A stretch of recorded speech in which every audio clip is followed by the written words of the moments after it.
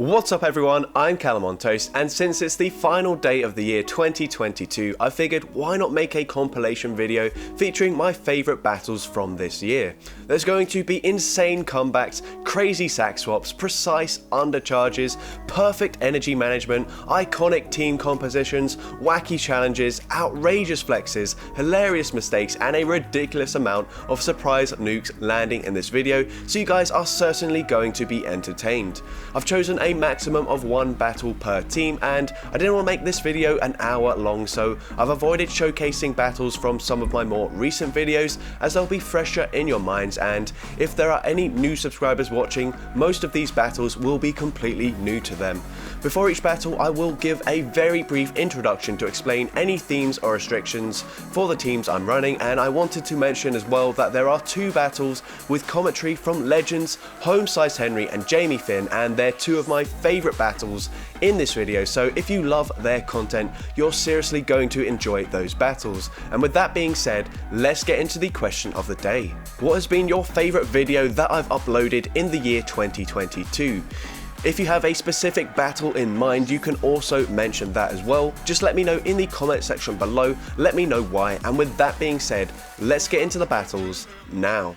So kicking things off in the Ultra League, we've got an ABB style team with my 100% IV Shadow Hypno in the lead, Shiny Lucario and Shiny Cobalion in the back. I made a massive mistake when it came to selecting my team, but somehow I was still able to pull off the win. Alright, so going into the first battle here, we lead into a Steelix, so I'm going to instantly say swap into the Copalion, and I'm thinking, wait, I could have sworn I double moved this Pokemon, and then I look at the CP and realise I've brought the wrong Cobalion into the battle here. This is actually a hundo I got from a raid quite a long time ago, but it's still at level 20, so we do go down there, and unfortunately this is really not looking good for us. This Granbull goes for the play rough. I can overfarm a ton, and I'm going to go for a charge move here. Pretty awkward timing, but I don't expect them to throw a move, so it actually ends up being pretty good for me. They're going to come back in with Steelix. I switch into the Lucario. This is just going to be a Psychic Fangs, and I can tank that comfortably. They switch into a Swampert here. I'm going for the close combat on the CMP tie. Will they let this go through? They do not. They do use their shield, but fortunately it is a CMP tie, which we won, so they do expend the energy straight away. They go for the Hydro Cannon straight away once again, allowing me to get a full free confusion through here. I'm going to go for two confusions, throw the Psyshock just before they reach the next Hydro Cannon. This does take out the Swampert, and can I get to a Focus Blast here? Up against the Steelix, yes I can, and will this KO the Steelix? Yes it does, and somehow we're able to take that game, despite ringing the wrong Cobalion there. Next battle is in the Great League. We're running a very meta triple shadow team, except we're not running any of the charge moves that make these Pokemon so strong. And let me tell you, this is one of the craziest roller coaster of emotions that I've ever experienced whilst playing the Go Battle League. This battle is insane. Into the next game, we lead Swampert into a Medicham, so another fairly neutral lead. We get weak connection here, and I think this is the match I was talking about earlier, where I'm a turn behind, so unfortunately they get to the Psychic before us, we call the bait, and unfortunately we're taken out, so we would have been able to get to the Earthquake there and won a CMP tie, but unfortunately the game, or maybe it's just my Wi-Fi being an issue there, but we go down in that lead matchup. We also are now down a shield. We're going for the Stone Edge, taking out the Medicham there with a resisted move. My opponent is thinking, why the hell did they throw a Stone Edge? But that's because I've got Earthquake, and my opponent probably isn't going to respect the Earthquake here.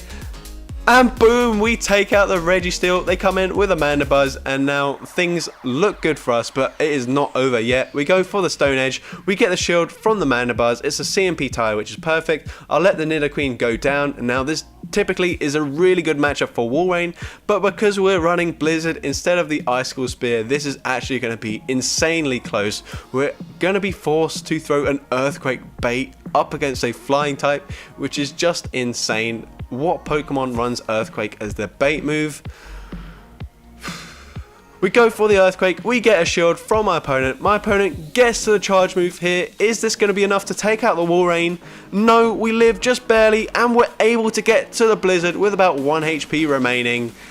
And we take out the Mandibuzz there and take that game. This next battle features the highest attack weighted team ever and one of the best plays I've ever made in the Go Battle League, and commentary from the legend himself, Home Size Henry. If that doesn't sound like the perfect combination, then I don't know what does.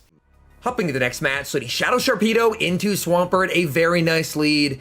These waterfalls are doing big damage. Opponent farms up and save switches into Trevenant. Sharpedo built up to the crunch, going for the Poison Fang bait and able to successfully grab the shield. Will commit the shield because they should be able to reach a second Poison Fang here. And this will be taking out the Trevenant or grabbing that final shield. Second Poison Fang is able to get the shield. Sharpedo not going to be able to farm down as Trevenant will go for a second Seed Bomb. They're going to let the Sharpedo get taken out and instead go for a very aggressive farm down with Shadow Alakazam.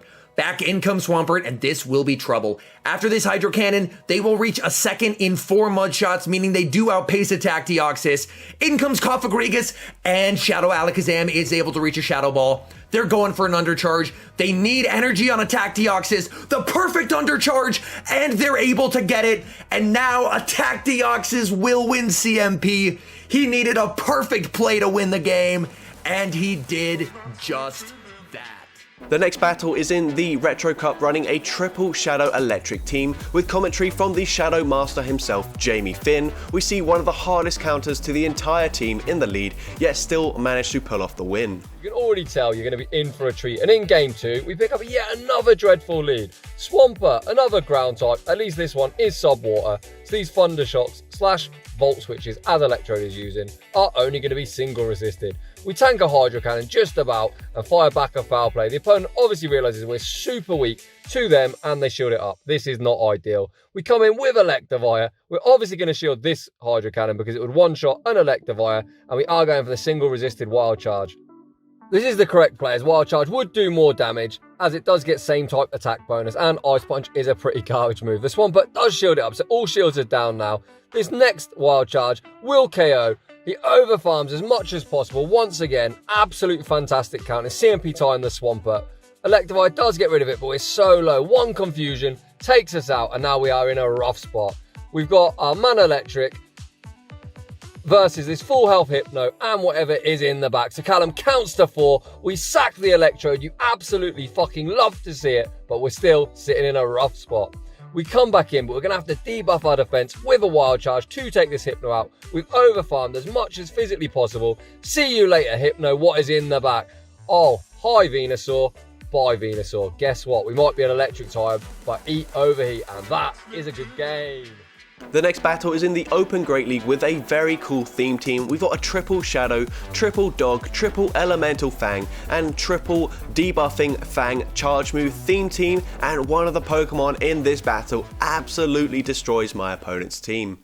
Alright, so going into the first battle here, we lead into a Pelipper, so this is a pretty neutral lead, but of course I do have that Shadow Manectric to absolutely destroy it in the back, so I'm going to let this move go through, instantly swap into the Manectric, but my opponent switches into an Azumarill, so they're super weak to Electric, so I'm going to shield this charge move. I'm going to be able to Thunder Fang, farm down this Azumarill. I already know that Manectric is very strong against one of their Pokemon. They come in with a Unnovan Stunfisk. This Pokemon triple resist the electric typing there, so it kind of makes sense. I'm going straight for the overheat now after landing the Psychic Fangs, and we take out the Stunfisk, and now we've debuffed our attack, but I'm still able to Thunder Fang, farm down the Pelipper there, and completely destroy my opponent's team.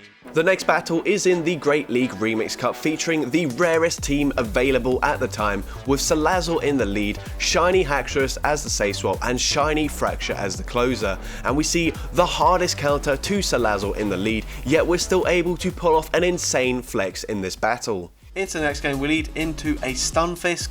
Not a very good lead whatsoever. My opponent stays in for a while. They switch into the Mandibuzz, probably trying to catch a move, but this time I don't fall for it. I go for the Dragon Claw here, and I'm able to get to another Dragon Claw here. Unfortunately, that was not a CMP tie, and my opponent gets a full Air Slash through, which is, I guess, the right play because they're going to lose CMP anyway. They go for the foul play there. I'm going to come in with the Salazzle here, and my opponent is going to get to a charge move here. I have to no shield this.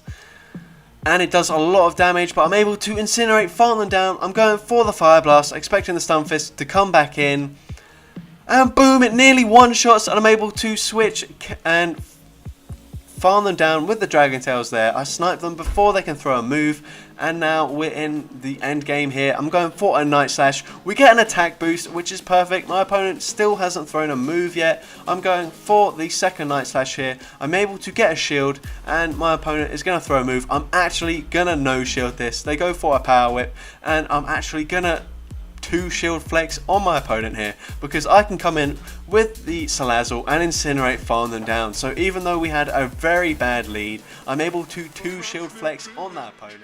The next battle features a triple rock theme team in the Fossil Cup. If you don't know the typings, that doesn't sound too crazy, but the other typings allowed are water and steel, which absolutely dominate the rock typing, yet I was able to pull off one of the most insane clutch wins I've ever had in the Go Battle League. Into the next game, we lead into a Pelipper. Now you'd think with a triple rock type team, we should be able to comfortably beat some flying type Pokemon, but Pelipper's actually kind of tough to deal with because this Credilli is actually taking neutral damage from everything that Pelipper throws, and Credilli is fairly tanky, so we do tank that. I'm going to shield up this move and then go for another Grass Knot after one more Bullet Seed, and this will either get the final shield or take him fairly low, and we do get the final shield, and now I'm happy to let the Credilli go down. Hopefully they don't have another water type in the back, but if they do, I'm going to try to align it with the Lycan Rock, and they actually switch into it, so that is perfect. And Lantern, very tanky, but not going to be able to get to the Hydro Pump very quickly. I'm actually going to shield this up. I know it's a Thunderbolt, but I'm going to shield it up anyway, and then eventually go for a Crunch here, and this should be taking out the Lantern because I have debuffed its defense, and they are going to be coming back in with Pelipper, and we're just barely not able to get to the Psychic Fangs, and now things are not looking good for us at all. All we have left is Macargo. Macargo going to be taking double super effective damage from this Weather Ball, and it's going to do an absolute massive chunk of damage. They switch into a Registeel, so maybe we've got a slither of hope. We're forced to go for an Overheat here. This will lower my attack, but it doesn't KO. I'm able to Incinerate, farm them down. I get to a Rock Tomb. Is this going to be enough to take out the Pelipper debuffed? Yes it is, and we're able to take that game. So that was probably like one of the craziest battles I've ever had.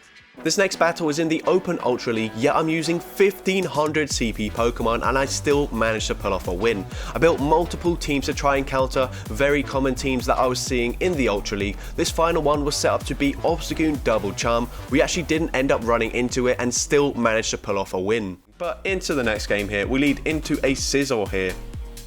And I noticed my opponent did lag for one turn there, so they don't get the extra fast move through, and that is actually going to be massive in this matchup because it means I can shield this and counter farm them down before they get to the next charge move, which is perfect. I'm going to go into the Nidoqueen here. They have a Blaziken, so I'm going straight for the Poison Fang here. Just need to debuff their defense straight away, and also I don't really want to use a shield on the Nidoqueen. This Blaze Kick will hurt, but it doesn't barely take us out, so we get one more Poison Jab's worth of damage through. We're going to come in with the Salazzle here, and they will get to the charge move on a CMP tie, and there's no way I'm winning CMP up against a Ultra League Blaziken, so I let it go through and I actually just decide to fully commit to the Poison Jab, farm down. My opponent has a Primarina in the back with Charm, so maybe, just maybe, this is possible. I get the shield on the first move. I'm not sure if I'll tank another Charm, so I go for the Poison Fang straight away. We do actually tank it. We get one more Poison Jab through, and because of the new mechanic, I'm able to get to the Rock side here, where previously it would have taken me out, and we take out the Primarina, and we take that game. This next battle features a triple shiny fossil themed team in the Kanto Cup with one of the most outrageous flexes you're ever likely to see in the Go Battle League. Alright, so entering the first battle, we lead Aerodactyl into Galarian Rapidash. So my opponent is running the My Little Pony Spice here. They switch into Alolan Sandslash, so we counter swap with the Omastar here. They didn't even go up to the Bulldoze, so I can safely no-shield the Ice Punch here. I'm going up to the Hydro Pump, and I'm going to bait them with an Ancient Power. Either we get a shield or we deal some okay neutral damage. Once again, they're going straight for the Ice Punch here, so I don't have to shield this up. I'm going to farm up a little bit extra energy, go for the Ancient Power, and at this range it should KO, and it does. They come back in with the Rapidash. I should have maybe gone for the Ancient Power, but I really didn't want them to farm me down because Rapidash with energy is very dangerous. I'm thinking that's probably just a body slam. I don't need to shield this. It's a Psychic, it takes me out, and now it's all up to the Kabutops. Alright, surely this is just a body slam, right? Okay, thank God for that. We no shield it, we go for the Ancient Power here. This should be taking out the Rapidash, and hopefully I can take on whatever is in the back. They shield it, and we get an Ancient Power boost. And I'm thinking whatever is in the back is very weak to Kabutops, and it's a Charizard, so I'm honestly surprised the Charizard hasn't fainted just looking at the Kabutops. And now we're going to go for the ultimate flex here, go for the Stone Edge, not hit a single bubble, and boom, we still take out the Charizard and we mudshot down the Rapidash. Have you ever seen that in GVL? This next battle features a triple shiny shadow theme team, and I'm able to take on a triple hard counter team due to one surprise nuke that you can see in the thumbnail. Alright, so going into the first battle here, we lead into an Azumarill, so I'm going to switch here. Usually I switch into Shiftry, but I was calling that it was a double ghost team, and unfortunately I've made an incorrect team composition read as they have a Talonflame instead. We go for a Sludge Bomb, it lands, and we're able to get to a Frenzy Plant before my opponent goes for the full Incinerate farm down, meaning I do get a shield advantage in this matchup, which is perfect. I'm going to wait out my switch clock before coming back in with the Alolan Marowak, and I'm going to call that they're not going for the Brave Bird, and I'm correct, it's just a Flame Charge. My opponent goes for the Brave Bird, but they're not able to get to it before we Hex Farm them down. I switch into the Shiftry, I'm countered with a Medicham, but do they know about the Hurricane? No, and we completely one-shot the Medicham and flip this game on its head. Shadow Shiftry doesn't believe in hard counters when we're running Hurricane, and that is why we are running it, because we can just completely nuke those fighting types that typically have an exceedingly good matchup up against the Shiftry. Now we're in a super good position here. It's a CMP tie. All I have to do is farm up to the back-to-back Leaf Blades. This first one will be doing massive damage up against the Azumarill, and the second one will be easily enough to take them out, and I'm going to be able to take that game despite the triple hard counter team composition. The next battle takes place in the Ultra League edition of the Weather Cup, and I see one of the worst possible leads, but I'm still able to win thanks to pulling off one of the hardest skills in the game. Into the next set here, we lead into a Shadow Gyarados lead.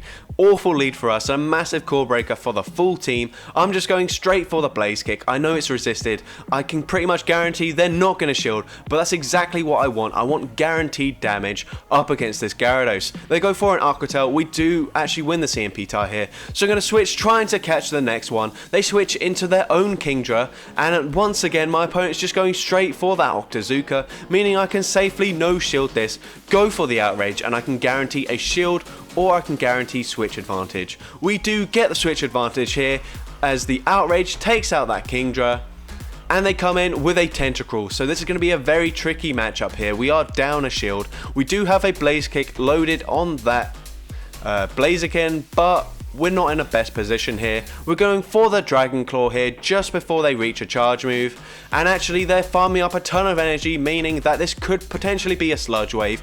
So we shield it up. It is a Sludge Wave. We're going to farm up energy here. We go for the Dragon Claw, and they make a brilliant catch onto the Gyarados, but actually this is pretty good for me because Gyarados was loaded. We switch. We go for the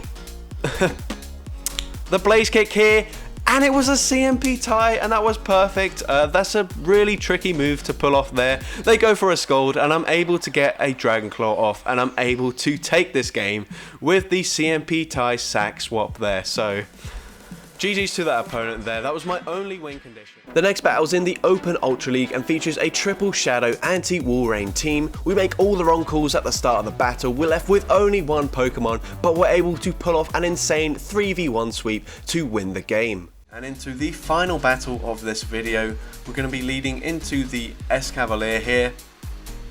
Another neutral matchup here for my Poliwrath, going straight for the Dynamic Punch, and this time I'm going to let the Escavalier throw straight away. They go for an Acid Spray, so I'm actually going to switch into Typhlosion here. My opponent switches into Tapu Fini, and I'm going straight for the Solar Beam. This is the Hail Mary play. and my opponent shields it, so we are now in a lot of trouble. They're able to fully water gun farm me down. I'm going to bring the Poliwrath back in and just hope that they go for a Surf. They go straight away. Fingers crossed this is a Surf. Please be a Surf. No, it's a Moonblast. Boom, they take me out. And now it's all up to Shadow Electivire to sweep this game. 1v3. We do have 2 shields, however, so that is at least something. They switch back into the Escavalier. I'm going for a Wild Charge now that I have back-to-back. Boom, we take out the Escavalier. They come in with a Wall Rain, and we're going for another Wild Charge. We have the back-to-back built up, and boom, we take out the Wall Rain, and then we get to the final Wild Charge against the Tapu Fini, and boom, we take out the Tapu Fini, and we're able to take that game. So Electivire just absolutely sweeping endgame there. The next battle is from a Team Rocket Grunt challenge in the Open Great League. There are 4 rules here. So firstly, we must choose a real grunt lineup and stick to that order. Shadow Snorlax is by far the strongest grunt, so that's the one I went with. Next, we must shield the first 2 charge moves, regardless of what your opponent is going to be throwing. Next, you can't switch out of a matchup, so you have to let the first Pokemon faint before you can bring the second one in. And then finally, you have to commit to using just 1 charge move per Pokemon per battle. And into the final battle of this video, we lead into a Lantern. So this is a bit annoying because Lantern is pretty bulky. We don't really want to be shielding in this matchup, but we're gonna have to. They go for a Surf and we shield it up, so that feels bad. We're going straight for the Earthquake. Are they expecting an Earthquake? Yes, apparently they are, so unfortunately we do get that shielded. We have to shield once again and they bait with a Surf again. Who even goes for Surf against Snorlax? Oh, that's really frustrating. They're going for a Thunderbolt this time round. We're going to commit to the Earthquake, and we're able to get there before they throw a move. And will they shield this up? No, and we're able to take out the Lantern there. They come in with a Nidoqueen. We're going to come in with the Poliwrath, overfarm, fake the Scald that we could potentially have. But they no shield it, and I'm not sure why that is, but that's fine. They're going to go for the Earth Power. Earth Power takes us out. I come in with Dragonite. I'm able to Dragon Breath, farm them down, and they have a Shadow Swampert here. But they throw instantly, so this is just a Hydro Cannon. Can we survive? Yes, we can. We're going to tank these Mud Shots. I'm at the back-to-back Dragon Claws, and they've just reached the second Hydro Cannon. But we do win CMP here, and we're going to be able to take out the Shadow Swampert and take that game. So GG's to that opponent there. The next battle features an anti-meta double Mudslap team in the Halloween Cup, but something goes horribly wrong at the start of the battle, and despite that I'm still able to pull off the victory. Into next game we lead into a Swampert. That shouldn't be in the Halloween Cup. We've obviously gone into the wrong league, and this is a massive problem. Swampert is going to easily beat my whole team. We let a Hydro Cannon go through. We barely hang on. We're going for a Play Rough. We need this to go unshielded, and it does. We swap into Golurk. My opponent panics. They are so surprised by this massive giant thing that they don't even go for a charge move or swap out. They come in with a Galarian Stunfisk. We've got the Dynamic Punch. Dynamic Punch takes out the Stunfisk, and they have a Trevenant in the back. Now this is a bit problematic. Trevenant still going to be very strong up against this team. We let the charge move go through because if we shield there, we give Trevenant an opportunity to fully Shadow Claw farm me down. We're going to come in with the Crocodile here. They're going for the charge move straight away, so we do get 2 extra turns in for free there. We're going to keep on building up our energy. They go for another Seed Bomb straight away, so I'm predicting that they're probably going to do the same thing for a 3rd time in a row. So I'm going to swap into the Shadow Mawile, catch the move, and at this point we're going to be able to fully Mudslap farm down this grass type and take out the Trevenant, and we're able to win in the Open Great League with this anti-meta Halloween Cup team. The next battle is in the Open Ultra League, features a team with a few unusual movesets, and this isn't necessarily the best gameplay from my end, but something very odd happens and it's kind of funny and it completely flipped the game on its head. We're going to be leading with a Haxorus into a Poliwrath, so it could have Ice Punch, but we'll see. Ice Punch isn't going to be enough to take me out, so that is fine. I will let this charge move go through, and they actually go for the Dynamic Punch that does huge damage. We get that stutter lag. They switch into something here. We're going for the Earthquake. And we one-shot a Shadow Drapion. I didn't even see it come in, but my opponent is probably regretting that switch now because obviously Drapion, one of the best safe swaps in the Ultra League, but not when they're coming into an Earthquake from Haxorus. So here we're going to shield up this charge move. It is a Scald. They drop my attack, which is unfortunate. I will be able to survive one Scald, so I'm going to let the second one go through, and unfortunately they get another attack drop. So I'm going for the Shadow Punch here. We have the back-to-back Shadow Punches, but my opponent reads that and they go for an insane catch onto their Shadow Skuntank. So shout out to Jamie Finn, because I believe this is a team that he's put together himself with the double Shadow Poison Dark types. They go for a crunch, they get the defense drop, so they're just getting every single attack and defense drop possible. We go for the Sacred Fire, we take them out straight away. I'm forcing this Poliwrath to throw their energy. They go for the Scald, it takes me out, but I'm going to be able to barely outpace them and Shadow Claw farm down this Poliwrath and take that game. Now, if you thought it was impressive winning in the Open Ultra League with a team of Great League Pokemon, then this battle is going to blow your mind, because I was able to pull off a win in the Master League Premier Classic Cup using a team of Great League Pokemon. I set up my team to be a common team that I was seeing in the MLPC, and once I finally ran into that team, everything went perfectly and I was able to pull off the win. This is one of the biggest flexes I've ever pulled off. And now into the next battle here, we lead into a Gardevoir, not the Charmer we were expecting, but we will take it nonetheless. They swap into the Garchomp, so we do swap into the Togekiss, but you see they did manage to get 2 Mud Shots off onto that Salazzle, and that has now put it nearly into the half health range. They do land an Earth Power here. We're going to shut up this charge move, and we should be able to Charm, farm them down just before they reach the next charge move, and we are barely able to. We have a lot of energy here. We are only running Ancient Power and Aerial Ace here because I don't usually use these Charmers, so I didn't bother changing the moveset from whatever I had already. We do get a shield from the Gardevoir, which is perfect. They swap into Gyarados. I'm able to swap out before the damage registers, and this is actually a Dragon Tail Gyarados, so that is a legacy move. We do shield up the Aqua Tail. We go for a Wild Charge, and we should be able to get to one more Wild Charge before this Gyarados is able to farm me down, and we do get there. Does the Wild Charge take out the Gyarados? Yes, it does. We one-shot the Gyarados. They come back in with the Gardevoir, and now it's just going to be a question of whether I can get to 2 Poison Fangs before they get to a charge move, and we are able to. We get to the second Poison Fang, and it looks like my opponent has decided to just rage quit here, and I don't blame them. They just got beat by a Great League team in the Master League Premier Classic Cup, and I'm able to take that game. The next battle features the highest attack weighted team in the Open Great League once again, but with a new updated version with the Pheromosa in place of Alakazam. Pheromosa is a lot harder to use, and I had no right in beating this very bulky meta team, but I was still able to pull off the win. Into the next game here, we lead into a Pelipper. This is pretty awful here. They're resisting the waterfall damage, now very spammy with the wing attack buff, but they choose not to throw their energy yet. And I guess that the water weather ball is resisted, but against a Sharpedo, you might as well just throw your energy as soon as you get to a charge move here, and we've got a shield advantage. That's the best case scenario in this matchup, and now because I've debuffed their defense, I'm hoping I can fully Poison Jab farm them down before they get to the next weather ball here, and I am able to, which is really nice for me here. My opponent's actually going to come in with another defense form Deoxys. I'm going straight for the kill shot here with the Dark Pulse. Can we land it? No, but we get the final shield from this Deoxys here. They're going to stay in, and we're doing massive damage with the Bug Bite with our Pheromosa. They go for a Psycho Boost here, and they're actually going to swap out and reset the debuff there. Pretty unnecessary because it allows me to get to a close combat. How much damage does this do to a Stunfisk? We completely one-shot it here, and they come back in with the Deoxys. They have to throw a charge move here, otherwise we'll farm them down, but going for another Psycho Boost lowers their attack, and we're actually able to Poison Jab, farm down the defense form Deoxys, and take that game.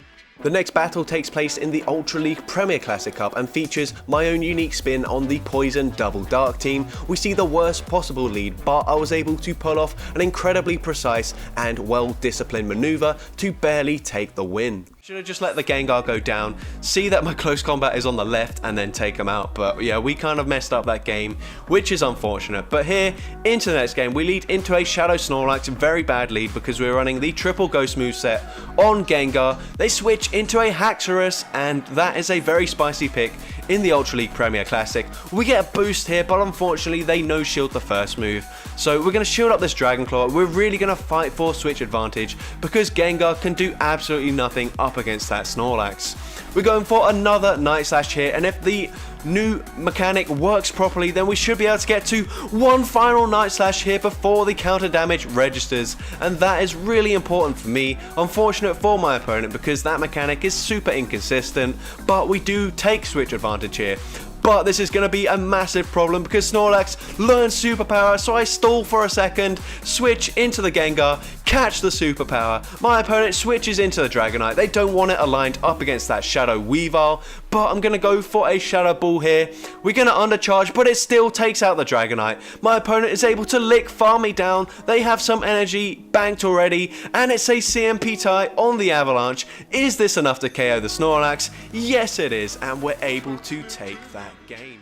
The next battle features a very unique double fire team in the Master League Premier Classic Cup, and unfortunately I take on a triple hard counter team. On top of that, my opponent makes an insane catch, makes it almost impossible for me to win, yet somehow I still do manage to take them on and take the victory. Pretty much comes down to me swapping in the Darmanitan instead of the Chandelure to punish that Excadrill Say Swap. So into the next game, we do Say Swap into the Darmanitan this time. My opponent goes straight for the Dragon Claw. They do actually win CMP up against the Darmanitan. I go for a Rock Slide. My opponent shields it up, which is really nice. I'm going to come in with the Wall Rain. And now we are going to shield up this charge move, over farm a ton before we do go for an Icicle Spear to guarantee we take out this Dragonite. And Icicle Spear very obviously going to take out the Dragonite. And we're going to see what they come in with now. My opponent is going to come in with a Metagross, and they catch the Earthquake onto a Gyarados, an insane catch. I really just didn't expect that, and that could win my opponent this game. We're going to go for a CMP tie here on the Aquatail because I know I can live this, and I'm forcing them to try and throw their energy straight away. So we're going to go for the Icicle Spear, but we get a shield, and I really didn't expect them to shield that. There's no reason to shield that unless they think that they've got something, or I've got something in the back that is going to lose massively to the Gyarados, but with a shield advantage we farm up to 100 energy, go for a Shadow Ball, take out the Gyarados. We get to another Shadow Ball up against this Metagross, and Shadow Ball takes out the Metagross, and I'm able to take that game. And for the final battle of this video, we've got another team based around Shadow Ho-Oh as a closer, yet it's a different Pokemon that completely steals the show in this battle in the Great League. Into the next game here, we lead into a Venusaur, so another game where we will be losing the CMP tie if we throw straight away. So instead, I'm going to try and swap and catch the Frenzy Plant onto my Shadow Jumpluff. A very risky play, but my opponent does fall for it here. They're going to counter swap with a Frost Sash. They're going to go for the full farm down, allowing me to get to the Solar Beam. Are they going to respect the damage here? No, and we one-shot the Frost Sash. Shadow Jumpluff is a Frost Sash counter confirmed. You heard it here first, folks. And into the Venusaur now. They're not going to be able to farm me down before I get to an Acrobatics, but they should be able to safely one-shield and get a massive farm down here. So Venusaur, even up against the Ho-Oh, should be pretty threatening, but they blindly throw a Frenzy Plant, so I can safely no-shield this. They're going to come in with a Galarian Stunfisk. I'm going to let them throw straight away, allowing me to get a full Incinerate through, and then I will swap out into my Sableye. And at this point, we should be in a good position here. I get to the back-to-back Foul Plays before they get to the Earthquake here. Foul Play nearly takes out the Stunfisk. They barely hang on, but I know they've not quite got enough energy, so I let the Rock Slide go through. I'm able to farm them down, go for a Foul Play, and from this range, this will easily take out the Venusaur, so they do have to commit a shield. But remember, we've got a ton of energy on our Ho-Oh. We can go for the Brave Bird. Once again, no bubbles. Easily going to be enough to take out the Venusaur there, and we're able to take that game.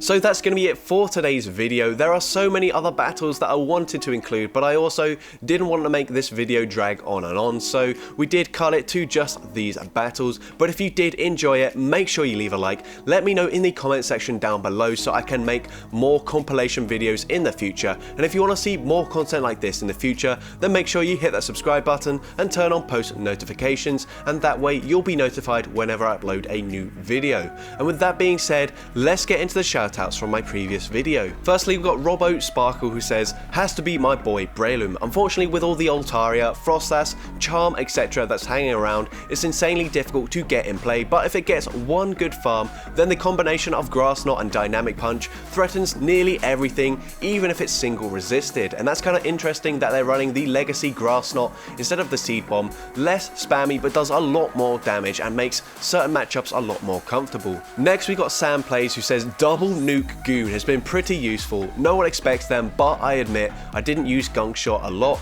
It's pretty much the beam, and that's a very interesting moveset, but unfortunately I don't think Hyper Beam and Gunk Shot have too many differences in terms of their coverage. Really, you only run Gunk Shot for the fairy types, and Hyper Beam's still going to do a ton of damage anyway. So next we got Ripley32, who says, Hyper Beam Luxray. People keep responding with Lantern, thinking they can comfortably tank a wild charge, but I beam them and do massive damage. And if any of you guys have seen, I made a shot with a Shadow Hyper Beam Luxray where my opponent caught the move onto a Trevenant, which I was just not ready for at all. That was one of the only battles I did with it when it was running Hyper Beam, and then I eventually used an Elite TM to get Psychic Fangs, but that's pretty interesting that it worked really well for Ripley32. So thank you to everyone for watching today's video, and I hope you have a great new year.